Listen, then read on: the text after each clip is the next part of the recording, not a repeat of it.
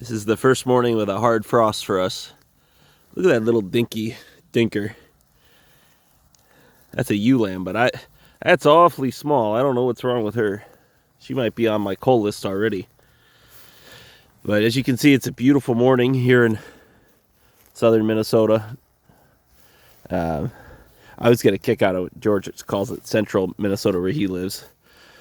That's really far north, ladies and gentlemen. And just because there's 100 or 200, 300 more miles or whatever it is of uninhabited land above it doesn't mean it's not northern. That's crazy.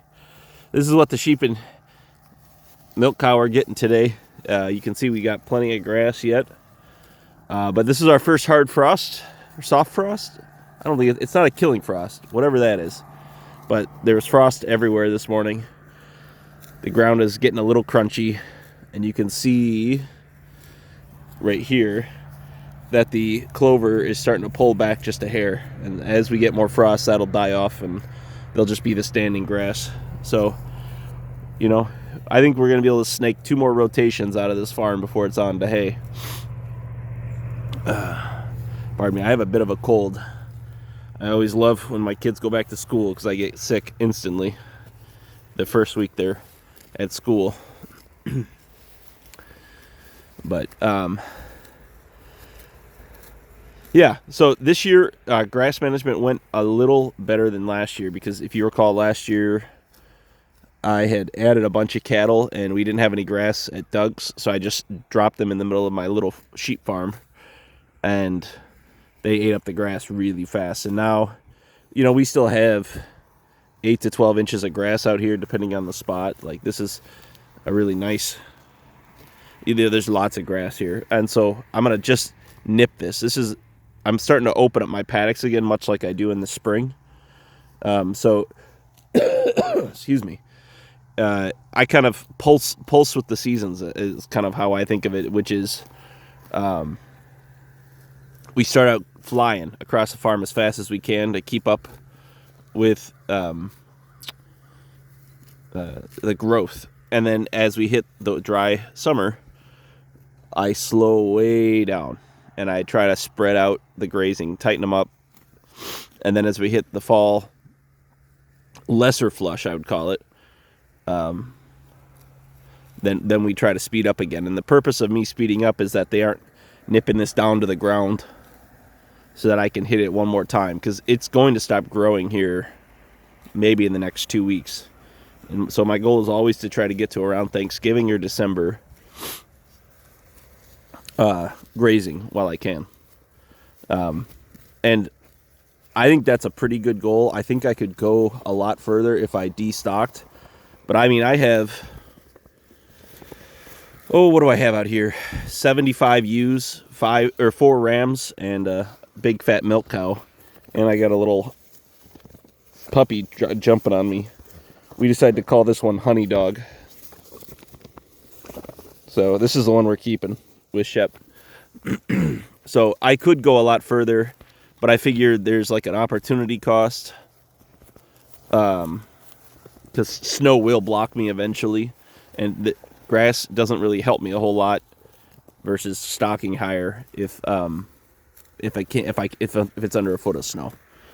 So I am thinking next year to perhaps keep my stocking rate where it is, because it seems like every year I can increase, but I am holding steady this year, meaning I sold every ewe lamb I had except for that little dinker wherever she went.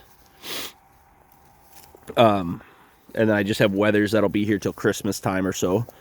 And but next year what I'm going to try to do is hold the third rule that I learned from, I believe Isaac was talking about it up at grazing school. So when I have something like the North Field, that's 7 acres of grass, I'll just let that go all the way dead and hit my rotation again and see how that works next year, to see if that extends my grass any further. All right, honey, hang on. She wants a pet so bad. All right, Honey Dog, now go. And see if that extends my grass any further. And again, we are playing with opportunity costs because Isn't this a cute dog? Go play with your mama. Yeah. Because, I mean, last year was atypical with the lack of snow that we got. And you can't expect that as a rule. Most winters I get snowed out by December, where the sheep aren't going to go through 6 or 8 inches of snow.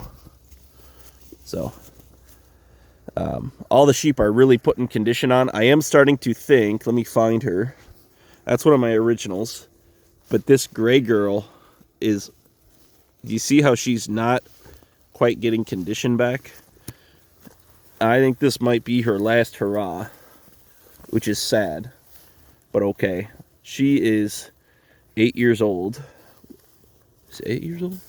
7 years old. But she's just staying thin a little bit. We'll see how she does. We'll see if she breeds back. But I'm just keeping an eye on the couple of the really old ewes. The rest of them appear to be holding condition, except for this one right here. She's beautiful, by the way. And she's super nice. She's kind of one of my lead sheep. You can see she's coming right up to me. She's beating up the puppy. I love having this ewe in my flock. But if she doesn't breed back, I gotta, she'll go to dog food, to put it delicately. I don't really feel like eating a 7-year-old ewe. But the dogs will enjoy it. And we don't want to waste by just throwing her in the compost. So I'm hoping she breeds back and gives me one more, because I've had her I bought her as a 2-year-old, so I've had her, she's one of my originals. And she's given me triplets every single year. That's a money-making machine, that girl. I've kept I almost kept her, the ewe lamb I got out of her this year, but I think George got her. Or Sami, one of those two. And so, and you can see that one with the kind of the brown butt next to her. See how she's a lot fatter? They're the same age. So she is thin, but we're watching her. But it is interesting. My sheep operation is mature enough now that my original sheep are going the way of the dodo bird shortly. It maybe not this year, but I don't see her going 2 more years. Maybe I'm wrong, and I'll be very happy if I am. You can see that it's like 35 degrees right now. The sheep are starting to put on a coat finally as the nights are getting cool. The fact that they're doing it early is a sign of health, in my opinion. I want my sheep to shed off early and put on early, basically showing that they're responsive to my environment. So, yep, it's interesting. We went from 80s last week to now the switch flipped, and we're freezing overnight, and it's going to be high as 62 today. The trees are just starting to change, and we've got that really clean air smell and feeling that comes only with the fall, where everything is just right. All right.